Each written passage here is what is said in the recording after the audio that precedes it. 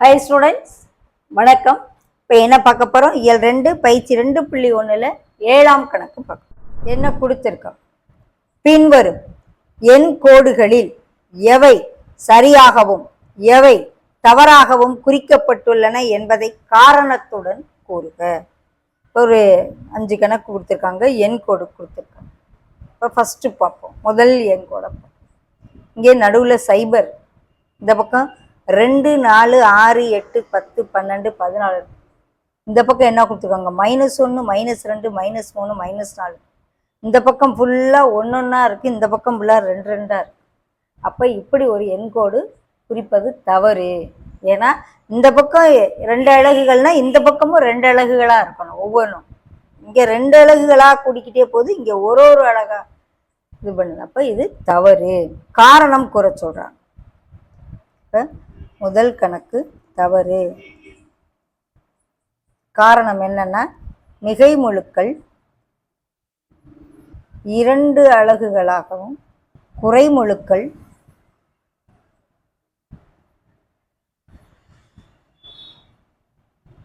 1 அலகாகவும் குறிக்கப்பட்டுள்ளது.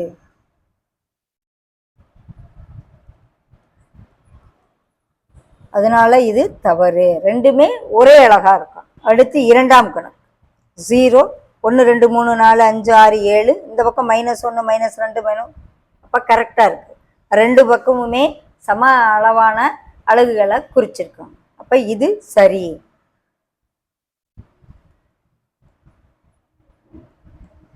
இருபுறமும் சம அலகுகள்.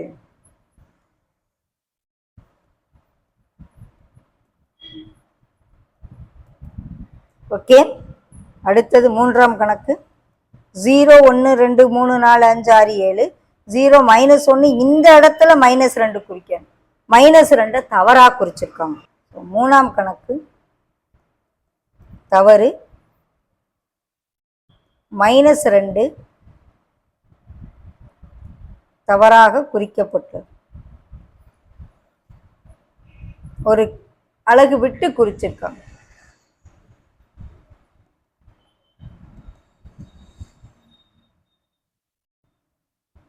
ஓகே.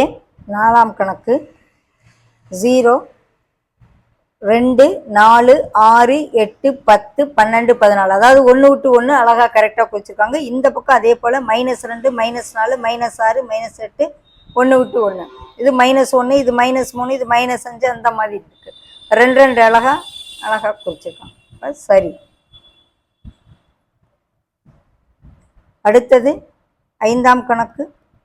இது 2 2 அலகுகளாக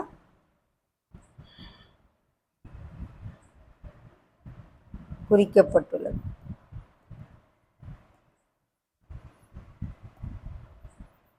ரெண்டு 4 6 8 10 12, அதே போல -2 -4 -6 -8 -8. சரியா போச்சு. எங்கே வருவோம்? 0 1 2 3 4 5 6 7, 0க்கு அப்புறம் இங்கே எனக்குள்ள என்ன வரணும்? -1 வரணும். அதில் எப்படி தலையில கொடுத்துருக்காங்க. இங்கிட்ட இருந்து -1 -2 -3 தவறு. 0வுக்கு அடுத்து -1 இருக்கும். ஸோ தவறு. குறைமுழுக்கள்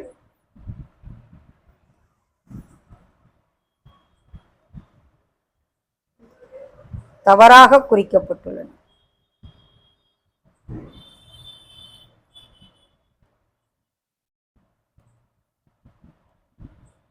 அதாவது சைபருக்கு அடுத்து -1 -2 வராமல் திரும்பி வந்து இப்படி போயிருக்கணும்.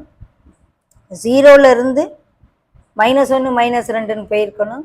அது எப்படி போயிருக்கு? தவறா -1ல இருந்து இப்படி தலைகீழ வந்து தலைகீழாக குறிக்கப்படும்.